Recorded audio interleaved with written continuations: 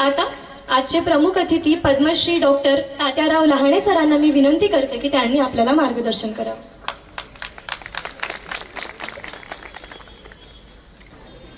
नमस्कार. आजच्या या 218 बॅचच्या कॉन्व्होकेशन सेरेमनीचे माझ्याबरोबरचे प्रमुख पाहुणे, मला वाटते आम्ही दोघं मागच्या एका कार्यक्रमात एकत्रच होतो.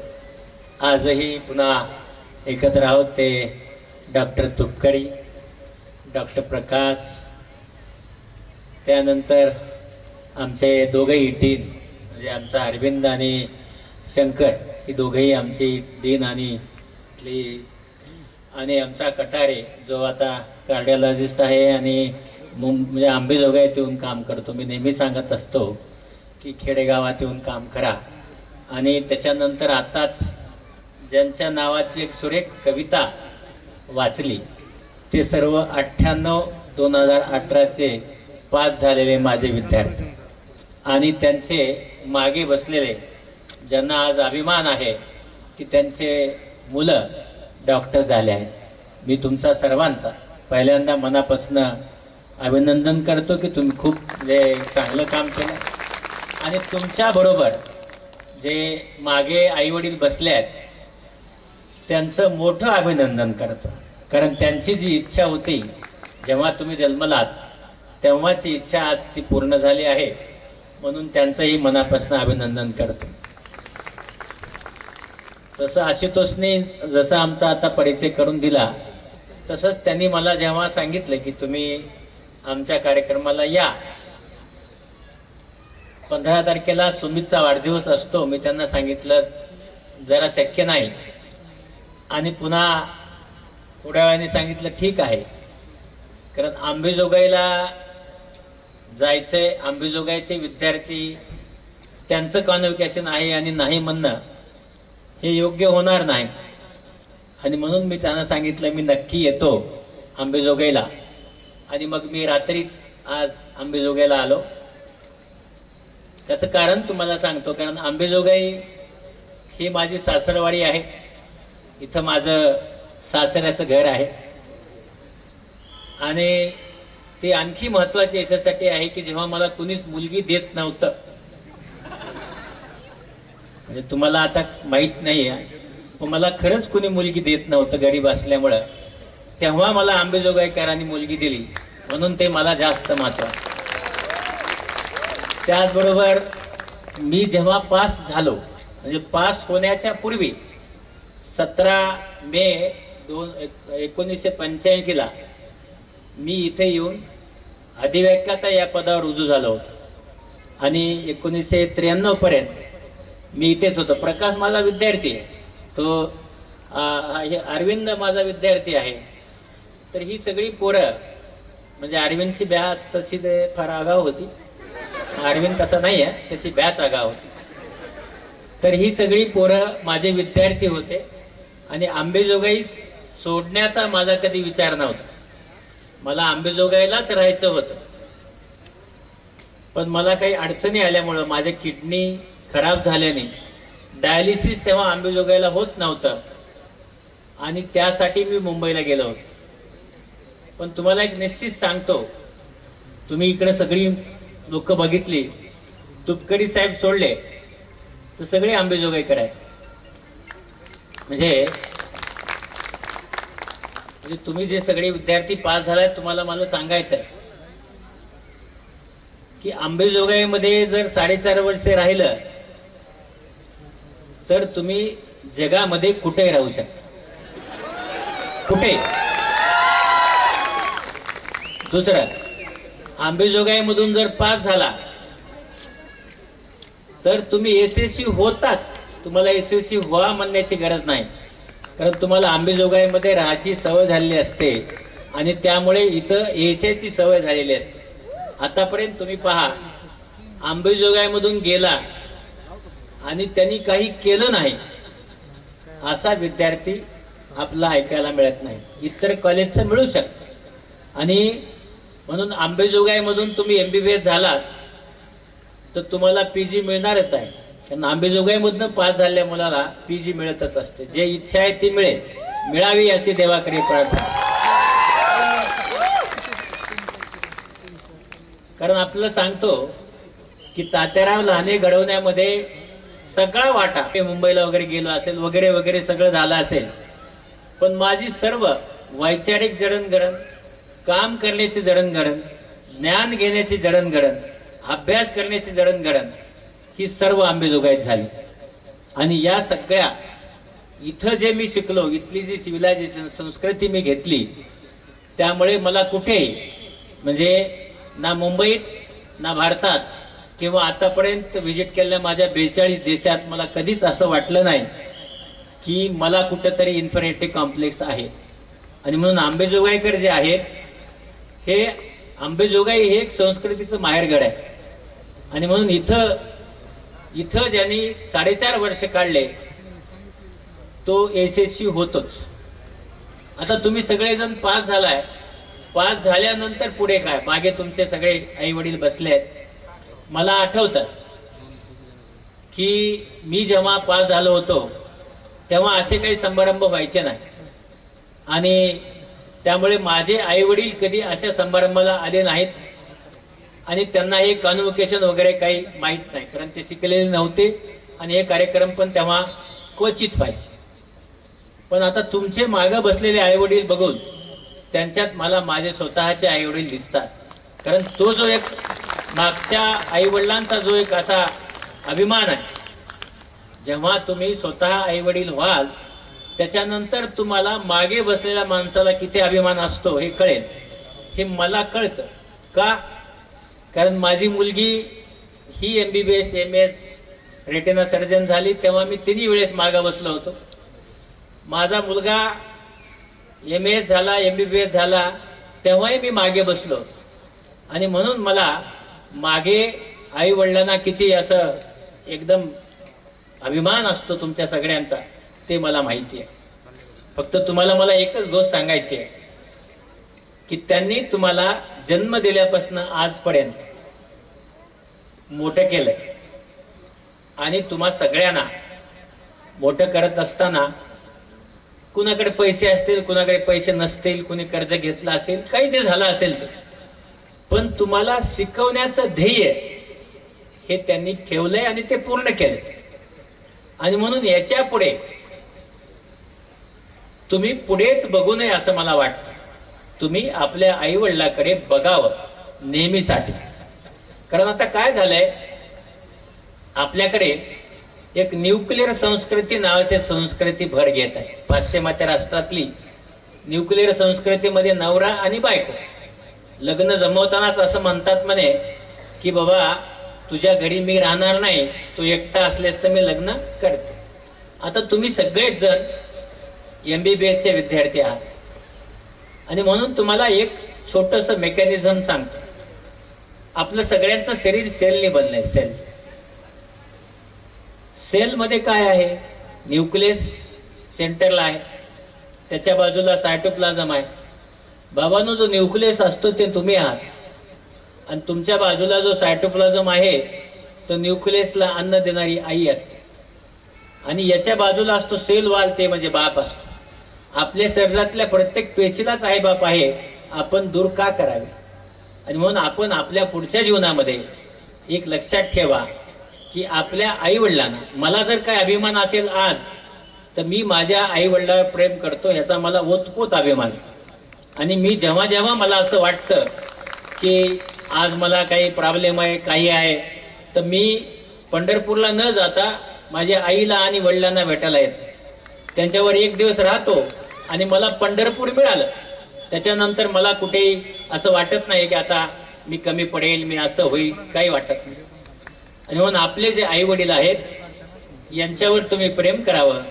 मीही करतो, मला आता वडील माझे वाढलेत, पण माझी आई आहे, ते करावं असं मला वाटतं. आणि तुम्ही निश्चितच करा, ते फक्त विसरू नका. पुढच्या आयुष्यात जात असताना, कारण हा कॉन्व्होकेशनचा सेरेमनी आहे, तुम्ही सगळेजण MBBS झालाय, सर्वांना अपेक्षा असू शकते. आता मागे जे आई वडील बसलेत त्यांना अपेक्षा असू शकते की आता माझ्या मुलाने नोकरी करावी, पैसे कमवावे किंवा लवकर पैसे कमवावे. कारण आता बघतो आपण बाहेर IT ची माणसं किंवा CEO झालेली लोक IAS IPS झाली लोक लवकर पैसे कमवायला लागतात. आपला सिलेबस खूप लांब लांब लांब सिलेबस आहे आणि त्यामुळे आपण फार लवकर पैसे कमवत नाही. आणि म्हणून पुढे जात असताना PG करायची आहे तुम्हाला. आता काय झालंय की याच्यापूर्वी MBBS झाल्यानंतर प्रॅक्टिस केल्यानंतर मनुष्य समाधानी असत. MBBS ची प्रॅक्टिस करण्याचं 2010 पासून जवळपास बंद झालं आहे. त्याच्या पुढे PG ला आपलं जायचं असतं आणि PG 3 वर्षाची. पण आता काय झालंय, PG पण 3 वर्षाची जरी असली तर त्यावर आता केंद्रित लक्ष नाही, तर त्याच्या पुढे फेलोशिप नावाचा एक प्रकार निघाला आणि मग फेलोशिप करायची असते आणि यामुळे शिक्षणामध्ये लांबत जातं. PG करत असताना तुमच्या सगळ्यांना एक गोष्ट मी समजावून सांगतो की तुम्ही कुठल्या विषयात PG करावी ही तुमची इच्छा जिथे आहे तिथे करा, मिळालं तर. माझ्याकडे बघा, मला ऑप्थॅल्मॉलॉजीमध्ये PG करायची नव्हती. मला करायची होती पेडियाट्रिक मध्ये किंवा प्रकाशने केली तशी ऑर्थोपेडिक मध्ये. का? त्या काळामध्ये या विषयाला पैसे मिळतात असं म्हणायचं. पण मी ऑप्थॅल्मॉलॉजी या विषयात माझे सासरे त्या दिवशी वाढले म्हणून नापास झालो आणि 3% कटतात. आणि मला त्यावेळेस रेसिडेन्सी नव्हती, हाऊस पोस्ट होती आणि जे मला पैसे देऊन शिकवत होते तेच वाढले होते आणि पुन्हा मला पैशाची गरज निर्माण झाली होती आणि 700 रुपये हाऊस पोस्टला मिळायचे. ऑप्थॅल्मॉलॉजीमध्ये फक्त हाऊस पोस्ट मिळते, लक्षात ठेवा. या एका गोष्टीसाठी मी ऑप्थॅल्मॉलॉजी केलं आणि म्हणून करिअर कुठेही करता येतं. म्हणजे याच विषयामध्ये करिअर झालं पाहिजे आणि त्याच्यासाठी आपण फारच असं काही उद्विग्न होऊन जायची गरज नाही.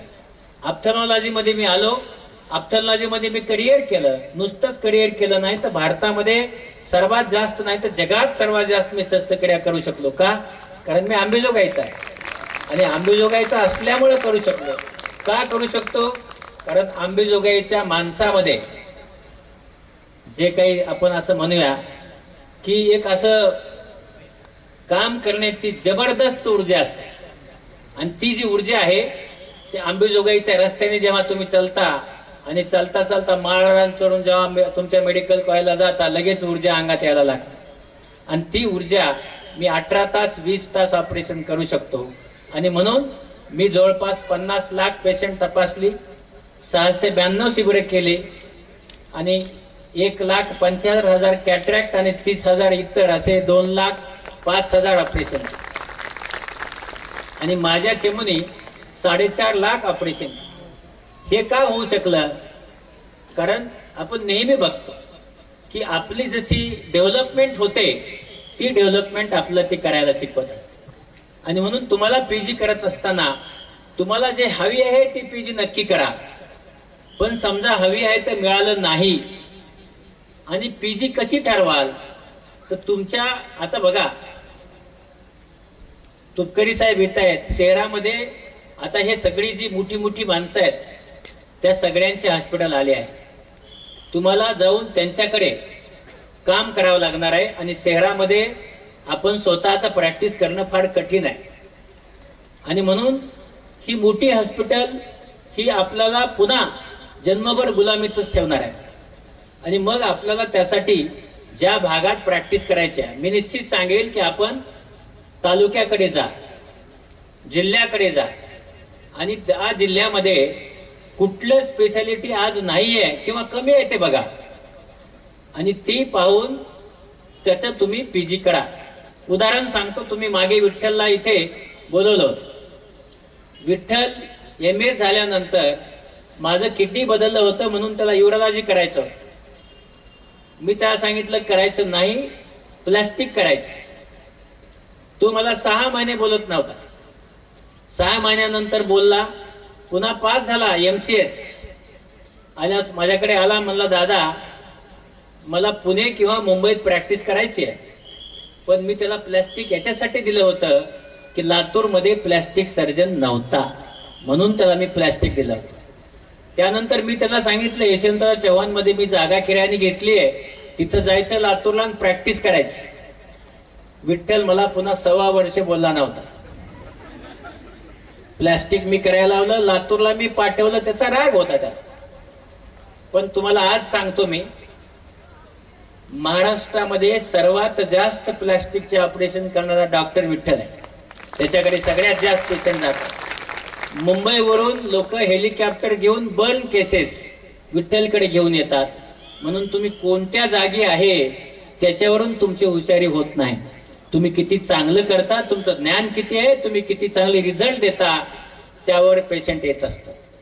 आणि म्हणून आपल्या भागामध्ये कोण नाही आहे, कुठले स्पेशलिस्ट नाही हे बघा आणि त्याच्यामध्ये शिका. का सांगतो? कारण आपण मोठ्या हॉस्पिटल मोठ्या गावात गेलात तर तिथं आपण अगोदरच आपलं वय त्यावेळेस 25, 26, 27, 28, 29 झालं असतं आणि त्याच्यानंतर एक वेटिंग पिरियड नावाचा माणूस येतो. म्हणजे काय? वेट करायचं आणि पुन्हा 3-4 वर्ष वेट करायचं, थकून जातो माणूस आणि मग लागतं. पण जर तुम्ही खेड्यात गेलात तर तुम्हाला वेटिंग पिरियड नसतो अजिबात. वोटिंग पिरियड असतो. लोक सांगतात हा चला याच्याकडे जायचं, सगळे तुम्हाला वोट करतात आणि यायला सुरू करतात. आणि म्हणून तुम्ही तुमच्या पुढे जात असताना अभ्यास आत्ताच करा. ज्या गावात तुम्हाला प्रॅक्टिस करायची तिथे कोण नाही आहे आणि त्याची तुम्ही पीजी करा. आणि पुढे जात असताना नेहमी लक्षात ठेवा, तुम्ही इथं आम्हाला बसवलं, उभं केलं. का उभं केलं? काय आहे तात्याराव लहानेमध्ये की ज्यांनी तिथं तुम्हाला चीफ गेस्ट म्हणून बोलावं? काही नाही आहे. मीही असाच SRTR मेडिकल कॉलेजमध्ये मास्टर म्हणून काम करत होतो. हे करत असताना आपल्याला मी निश्चित सांगतो की का असं इकडं का आलो मी, त्याचं कारण आहे. याचं कारण एक कारण आहे, माझी आई. जेव्हा मला किडनी माझ्या आईने दिली तेव्हा किडनी देताना त्या डॉक्टरनी त्यांना विचारलं की तुमची आम्ही किडनी काढून घेतोय. माझी आई गावातली 100% शिक्षित नाही आहे. ती म्हणली हे बघ तुझं मला काही कळत नाही. बघा आई कशी असते, मला भूल दे, एक किडनी काढून घे, माझी तात्याला बसव आणि ती चालली नाही तर दुसरी किडनी बसव. हे फक्त आई म्हणू शकते. म्हणजे मी बापाच्या विरोधात नाही आहे, पण ही फक्त आईच म्हणू शकते. हे माझं ठाम आहे, बाप नाही म्हणू शकत. आणि मग जेव्हा माझी आई मला दुसरा जन्म देताना ती मरण्यासाठी तयार होते, अशा वेळेस मी विचार केला की तिच्यापर्यंत आपण चांगलं काम करतो हे जावं. हे बघा, माणसाला मोठं व्हायचं असेल किंवा काही चांगलं करायचं असेल तर इन्स्पिरेशन लागतं. विदाऊट इन्स्पिरेशन माणूस काही करू शकत नाही. जसं आता तुपकरी साहेब अंकुर चालवतात. का चालवतात? कारण आपल्या विद्यार्थ्यांचं डिव्होशन हळूहळू कमी होत चाललंय आणि म्हणून ते अंकुर चालवतात. तर हे आपला असं काय इन्स्पिरेशन आहे मला? माझी माय हे माझं इन्स्पिरेशन आहे. आणि म्हणून मी हे शिबिर करायला सुरू केले. आणि आनंद म्हणला बाबा आमटेच्याकडे पहिलं शिबिर केलं तेव्हा लेप्रेसीमध्ये ऑपरेशन केल्यास 35% ब्लाइंडनेस होतो असं लिहिलं होतं. आम्ही 70 पेशंट केले म्हणजे 25 आंधळे होणार. पण मी आणि रागिनी तिथे 1 महिना राहिलो आणि तो रिसर्च आम्ही बदलला. आम्ही आता तिथे 5700 ऑपरेशन केले आहेत लेप्रेसीमध्ये. एकही पेशंट आंधळा झाला नाही. म्हणजे टेक्नॉलॉजी बदलता येते आणि ती टेक्नॉलॉजी बदलून आम्ही हे करू शकलो. आणि म्हणून हे लक्षात ठेवा, पुस्तकात लिहिलं ते सत्य असतं पण त्याच्या पुढेही सत्य काय दडलेलं असतं ते आपण करू शकतो. आणि बाबा मिळाल्यानंतर मग आम्ही सामाजिक काम सुरू केलं आणि हे सामाजिक काम प्रत्येक ठिकाणी अंबेजोगाईमध्ये आम्ही सर्वात जास्त म्हणजे 3200 ऑपरेशन, शंकरराव किती 3200 ऑपरेशनचं शिबिर या अंबेजोगाईच्या SRTR मेडिकल कॉलेजमध्ये केलंय. तेवढं मोठं शिबिर आमचं जगात कुठेही झालेलं नाही. आणि म्हणून हे आम्ही का करू शकलो? हे करण्याच्या पाठीमागे आहे अंबेजोगाईचं पाणी. तुम्ही सगळ्यांनीच ते 4.5 वर्ष पिलंय आणि म्हणून का झालं हे? काही नाही, हे पाणी आपलं काम करायला लावतं आणि आपण जर सातत्याने काम केलं यशस्वी होतच. मनामध्ये दुसरी महत्वाची गोष्ट आहे ती म्हणजे इच्छाशक्ती. हे बघा, आपल्या आजूबाजूला जे घडतंय त्याच्यामुळे विचलित होऊन जाऊ नका. दुसऱ्याने निंदा केली तर त्या माणसाच्या मागे लागू नका. कारण बघा, तुकाराम महाराजांनी सांगितलंय निंदकाचे घर असावे शेजारी. का सांगतो? तो दिवसभर आपल्या चुका लिहित असतो आणि सांगतो तो आपण तसे सुधारायच्या. पण आपण त्याची रेषा कमी करायला गेलं आपण मोठं होत नाही. म्हणून त्याची तशीच रेषा ठेवा आणि आपली यशाची रेषा लांबवा, म्हणजे तुम्ही जन्मभर यशस्वी होणार आहात. भांडत बसू नका. जे काही काम आहे ते काम करत राहा. आणि महत्वाची गोष्ट आहे, हे बघा, दुसऱ्यांनी सांगून काहीच होत नाही. तुमच्या स्वतःच्या मनातली ऊर्जा, तिचं नाव आहे इच्छाशक्ती. तुमच्या स्वतःच्या मनातली ऊर्जा, तिचं नाव आहे इच्छाशक्ती. ती इच्छाशक्ती असेल तरच तुम्ही करू शकता. आता इच्छाशक्ती काय आहे तुम्हाला सांगतो. मी बारामतीच्या जवळ एक शिबिर करत होतो. शिबिरासाठी जवळपास 250 पेशंट ऍडमिट केले होते आणि डॉक्टर आगेजीला 105 ताप आला. आम्ही दोघं ऑपरेशन करणार होतो. तिला आम्ही मुंबईला पाठवलं. 2 डॉक्टर बोलवले, एक सोलापूरचा बोलवला, एक बारामतीचा बोलवला, सगळे बोलवले. पण त्यांची तेवढी इच्छाशक्ती, ऊर्जा कमी पडे आणि दोघांनी मिळून काहीतरी एक 45, 50, 60 ऑपरेशन केले. 155 पेशंट शिल्लक राहिले, कारण रागेनी काही 30 ऑपरेशन करून गेले. आता बघा, माणसाचं सातत्य आणि ऊर्जा, इच्छाशक्ती काय काम करते. हे 155 ऑपरेशन सकाळी मी सुरू केले ते 8 वाजता. सकाळी दुसऱ्या दिवशी सकाळी पहाटे 5:30 वाजता मी एकट्याने 155 ऑपरेशन केले. काय केले त्याचं कारण आहे, त्या पेशंटवर माझं प्रेम होतं. लक्षात ठेवा, तुमचं जर पेशंटवर प्रेम असेल तर ते पेशंट परत पाठवायचे नाही. हा जो तुमची इच्छाशक्ती आहे त्याने हे तुम्ही करू शकता. आणि म्हणून हार्ड वर्कला काही पर्याय नाही बाबा. तुम्हाला हार्ड वर्क करावंच लागतं.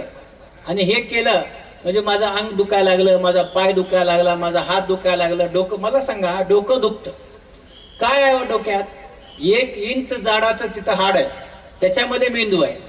म्हणून ज्यांचे ज्यांचे डोके दुखतात, कुणी म्हणजे मागचे असतील माझ्या वहिन्या किंवा तुम्ही सगळे, ते सगळ्यांचा मानसिक आजार आहे. जोपर्यंत डोक्यामध्ये मेंदूमध्ये एखादा मोठा ट्यूमर होत नाही, तर ट्यूमर नसेल तर सगळ्यांचा मानसिक आजार आहे. डोकं दुखायला लागतं आणि बऱ्याच जणांचं इथं दुखतं मागे, तिथं तर काहीच नसतं, काहीच नसतं हो, काहीच नसतं. आणि म्हणून ज्याचं डोकं दुखतं तो त्याचंही डोकं दुखवतो, कुटुंबाचंही डोकं दुखवतो, बायकोचंही डोकं दुखवतो, जन्मभर डोकं दुखतं. त्याच्यामुळं डोक्याला दुखवण्यासाठी वापरू नका, डोक्याला यशासाठी वापरा, पुढे जाण्यासाठी वापरा, इच्छाशक्तीसाठी वापरा. आणि ते जर तुम्ही वापरलं, आपण आपला किती मेंदू वापरतो माहित आहे आयुष्यात? 2%. किती? 2%. 98% मेंदू आपण वापरतच नाही, तो दुखायला सोडतो.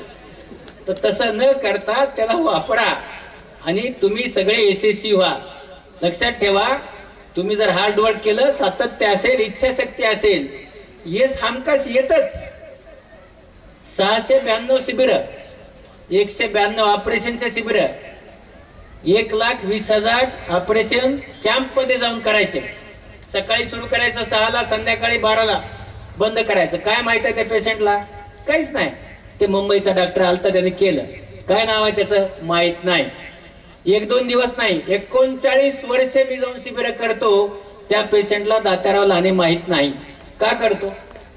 कारण त्या पेशंटला दिसावं. हे बघा, आपली काहीतरी म्हणजे अशी इच्छाशक्ती पाहिजे, आपलं ध्येय पाहिजे. काय ध्येय आहे? मी जेव्हा हे शिबिर सुरू केले बाबांनो, तेव्हा महाराष्ट्रामध्ये दोन्ही डोळ्यांनी अंध लोकांची संख्या 2 लाख होती. 2 लाख दोन्ही डोळ्यांनी अंध. आणि हे दोन्ही डोळ्यांनी अंध राहू नये म्हणून मी शिबिर सुरू केले 99ला. आणि मी पहिलं काही काम केलं असेल तर हे 2 लाख लोकांचे ऑपरेशन्स बाहेर जाऊन किंवा त्यांना आपल्या इन्स्टिट्यूट मध्ये आणून करून घेतले आणि सगळ्या तालुक्या जिल्ह्यात करायला लावले. तर त्यावेळेस मी अध्यक्ष उपाध्यक्ष होतो या समितीचा. मला असं सांगायचं की आपली जी इच्छा आहे, आपल्या सगळ्यांच्यासाठी पेशंट हा देव आहे. आणि तो जर देव आपण मानला तर देव निश्चित आपला ब्लेसिंग देतच असतो. आणि म्हणून आपण आपल्या कामामध्ये टंगळ मंगळ नावाची गोष्ट नसते, कारण आपण माणसाच्या आयुष्याशी खेळत असतो. आणि म्हणून आपण तसं जर केलं तर यश हमखास येतच. लक्षात ठेवा. आणि म्हणून तुम्हाला जर काही पुढे करायचं असेल तर पहिल्यांदा निवडा विषय, कुठला विषय पाहिजे. दुसऱ्यांदा ते विषय घेण्यासाठी अभ्यास करा, पण डोक्याला ताप करून घेऊ नका. दुसरा विषय मिळाला तरी तिथं तुम्ही यशस्वी होऊ शकता. आणि त्यानंतर सातत्य ठेवा. आणि जिथं तुम्हाला बसायचंय प्रॅक्टिसमध्ये तिथं 5 मिनिटं आधी जा, 5 मिनिटं अगोदर जा, बसा, पुस्तक वाचा, पण पेशंट आल्यास जायची संस्कृती निर्माण करू नका. आपण जाऊन बसा, पेशंटची वाट बघा, देवाची वाट बघितल्यासारखी, आणि तुमची प्रॅक्टिस चालतेच. मी जेव्हा आता सुरू केली 65व्या वर्षी प्रॅक्टिस सुरू केली मी 65. मला सगळ्यांनी सांगितलं प्रॅक्टिस सुरू केल्यानंतर जे मध्ये जसे पेशंट येतात तसे येणार नाहीत, सुरू करू नका. माझे जवळचे मित्रांनी मला एके दिवशी बोलवून घेऊन सांगितलं प्रॅक्टिस चालत नसते सर. बँकेत गेलो, त्या बँकेला मी दरवर्षी 150 कोटीचा व्यवसाय देत होतो, ते बँकेला 6 कोटी मागितले. जेव्हा मी बिनपदार होतो तेव्हा मला ते सांगायचे एवढा टक्का घ्या, तेवढा टक्का घ्या. म्हणलं मी टक्क्याचा डॉक्टर नाही. आणि जेव्हा मी पैसे मागितले तेव्हा त्यांनी मला 48 लाख दिले, 6 कोटी दिले नाही. आता 2 वर्ष झाले मला. आता तीच बँक मला 25 कोटी रुपये द्यायला तयार आहे. का? सातत्य. बाबांनो, एक गोष्ट लक्षात ठेवा, तुमचं जर सातत्य असेल, हार्डवर्क असेल, तर यश मिळतंच. आणि ते यश तुम्हाला नक्की मिळेल. तुला निश्चित सांगतो की तुम्ही अशा कॉलेजचे आहात की पुढे तुम्हाला यश मिळणार, हे मी तुम्हाला आज सांगतो. पण तुमच्या सगळ्यांना या गोष्टी आयुष्यात पुढे पाळाव्या लागतील आणि त्याच्यासाठी तसं हार्डवर्क करावं लागेल. आता तुम्ही मला इथे जेव्हा बघताय, जेव्हा पद्मश्री मिळालं त्याच्यानंतर मी आंबेजोगाईचं, तुम्हाला माहिती आहे माझ्यामध्ये ठासून आंबेजोगाई भरलेली. तर मला लोक भाषण करायला बोलवायचे. मी काय म्हटलं, मी झालो आता डोळ्याचा डॉक्टर, मला काय येणार आहे, कशाला बोलवता. तेव्हा जे गावाकडचं आहे, घाटी म्हणतात त्याला मुंबई, त्याला काय येतंय मला सांगा. आपण स्वतः मेहनत करायची, पद्मश्री व्हायचं आणि त्यांच्या कुठल्या तरी एका भाषणाला जायचं, ते आपली एका मिनिटात लायकी काढतात. मी म्हणा हा ठीक आहे, मी येत जाईल.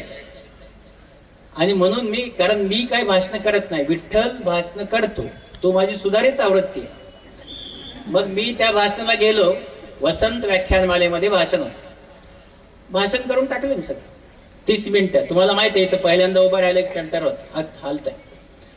आणि एक आजी उठली तिथली असेल, ती मला म्हटली नेहमीसाठी डोळे चांगले कसे ठेवावे, चिठ्ठी पाठवली. मला सांगा, मी विज्ञानाचा माणूस आहे, पण तुम्हाला सांगतो विज्ञान लोकांना आवडत नाही. तिला मी सांगितलं आई, डोळ्यामध्ये अश्रू येतात, त्याच्यामुळं आपल्या डोळ्याला अन्न मिळत असतं, काहीही करायची गरज नाही. ती म्हटली मला वाटलं पद्मश्री झालास, तुला काही येत असेल. आता मला सांगा त्याच्यात काय चूक आहे हो. मी त्यांना सांगितलं की अश्रू येतात, काय चूक आहे, विज्ञान नाही चालत. मग मी म्हणलं हा आई, तुम्ही असं करा, सकाळ संध्याकाळ थंड पाण्याने डोळे धुवा. ती म्हणले हा, आता कसा मानला. मग हे दुसऱ्या दिवशी नवाकाळ पेपरने छापलं, पद्मश्री झालं, एक भाषण केलं, छापलं. थंड पाण्याने डोळे धुवायत, पद्मश्री तात्याराव लहाने, त्याचा नंबर फलाना फलाना. मी पण पेपराचं कटिंग काढलं. अरे मला सांगा, पेपरात पहिल्या पानावर बातम्या खुश होतो का नाही माणूस. खुश झालो, बातमी कटिंग करून लावली. 2-3 दिवस खुशच होतो. पुन्हा फोन यायला सुरू झाले, तुम्ही तात्याराव लहाने का. म्हणलं हो. ते थंड पाणी सांगितलं तुम्ही. म्हणलं हो सांगितलं. ते म्हणले ते पाणी फ्रीजर मध्ये ठेवायचं का खाली ठेवायचं. पुन्हा फोन यायचा, त्याचं तापमान किती ठेवायचं. म्हणलं गडबड झाली. पुन्हा एक दादरला भाषण होतं, तिथं गेलो. म्हणलं बाबा ते तिथं वसंत व्याख्यान भाषण चुकले. खालचे लगेच मारले, तर आम्ही थंड पाणी धुतो डोळे. म्हणलं नाही, बदला, मुंबईच्या नळाच्या पाण्याने डोळे धुवा. म्हणजे माझं भाषण जे चुकलं होतं ते नीट केलं. तसं झाल्यानंतर 4-5 दिवस काही झालं नाही, पुन्हा फोन यायला सुरू झाले. ते म्हणले तुम्ही मुंबईच्या नळाचं पाणी का. म्हणलं हो. म्हणजे ते डॉक्टर मारायचं बंद केलं. ते म्हणले ते पाणी सप्पा मारायचं का हळूहळू मारायचं. म्हणलं कसंही मारा. पुन्हा फोन यायचा, डोळे उघडून मारायचं का डोळे बंद करून मारायचं. म्हणजे आपण जेव्हा बोलतो तेव्हा हजारो प्रश्न निर्माण होतात. आणि म्हणून इथं आलं की बोलत असताना प्रश्न निर्माण करू नका. तर तुमच्या सगळ्यांना मी पुन्हा एकदा सांगतो, मला आता 9ला जात असल्यामुळं मी थोडंसं भाषण माझं थांबवणार आहे. मला आणखी खूप काही बोलायचं होतं, पण तुम्हाला एक निश्चित सांगतो की बाबांनो, आपल्या आई वडिलांचा प्रेम करा. जेव्हा भेटतील तेव्हा त्यांच्या पायावर डोकं ठेवा. कारण ते तुम्ही ठेवलं, तुमच्या दोन गोष्टी शिकता तुम्ही. एक तर तुम्ही स्वतः मधला जो अहंकार आहे तो बाजूला काढता आणि आपल्या आईवडिलांना रिस्पेक्ट देता. तेवढं एक करा. आणि मी मागे बसलेल्या सगळ्यांना विनंती करतो की आपली पोरं पास झाली, त्यांच्यासाठी एकदा जोरात टाळ्या वाजवा. थँक्यू. मी हा प्रयोग नेहमी करत असतो. त्याचं कारण तुम्हाला सांगतो. टाळ्या वाजवायला कोण सांगतं? आपला मेंदू सांगतो का? नाही. हृदय सांगतं का? नाही. हात सांगतात का? नाही. तर आपल्या मनाची ठेवण, आत्मा नावाचं एक गोष्ट असते. आत्मा आणि मन ही जी आपल्या मनाची ठेवण आहे. मी तुम्हाला ऍक्सिडेंटली टाळ्या वाजवायला सांगितली. कशा वाजवल्या? तर काही लोकांनी हे बघा, बोट असे असे खाली बोट, काही जणांनी अशा आणि काही जणांनी अशा. ही आपल्या मनाची ठेवण आहे बाबा. आणि म्हणून ज्यांनी अशा खाली टाळ्या वाजवल्या त्यांना जन्मात प्रगती करायचीच नाही. आहे तिथं बर, मजुरी तर मजुरी.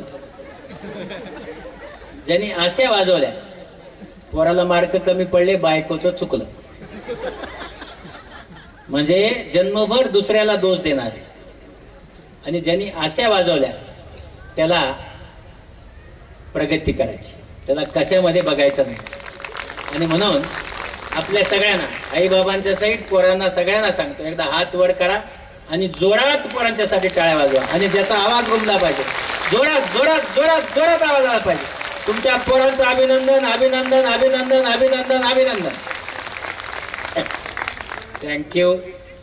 तर आता दुसरी गोष्ट अशी आहे की ज्या ज्या शिक्षकांनी ह्या पोरांना शिकवलं, आणि इथल्या कॉलेजचे डीन, SRT मेडिकल कॉलेज, ज्याच्यात हे पोरं प्राऊड झाले असते. छाती फुगली का नाही सगळं? आहे का नाही? अच्छा, हात मागं जाऊ देऊ नका, पण छाती फुगायला काय हरकत. त्यांच्यासाठी अशाच एकदा आवाज येईल असा हात वर करून जोरात टाळ्या वाजवल्या. जोरात जोरात टाळ्या वाजवल्या. Wow wow. आणि तुम्हाला माहिती आहे की डॉक्टर एक असा माणूस असतो जो काही काम करतो ते निस्वार्थ. आपण याच्यात पाहिलं, कोविडमध्ये ऑक्सिजन नसायचा. आपण अशी टाळी वाजवली की आपल्या छातीवरचं दडपण निघून जातं. 10-20% ऑक्सिजन हवेमध्ये आहे, तो दुप्पट वेगाने आत जातो. सकाळपासून आपल्या शरीरात कार्बन डायऑक्साईड लपलेला असतो, त्याला बाहेर काढतो. आणि असं म्हणतात, ऑक्सिजन जर मिळाला तर त्या पेशीचं वय वाढतं. आणि म्हणून योगाच्या विज्ञानाप्रमाणे जर आपण अशा टाळ्या 1 मिनिट वाजवली तर 1 दिवसाने आयुष्य वाढतं. आता तुम्हाला मी 2 वेळा टाळ्या वाजवायला लावल्या का नाही? म्हणजे तुमचं 2 दिवसांनी आयुष्य पण मी वाढवलं आहे. पोरांसाठी आलात तर 3ऱ्या दिवसाने वाढवून घ्या. जय हिंद, जय महाराष्ट्र. अभिनंदन.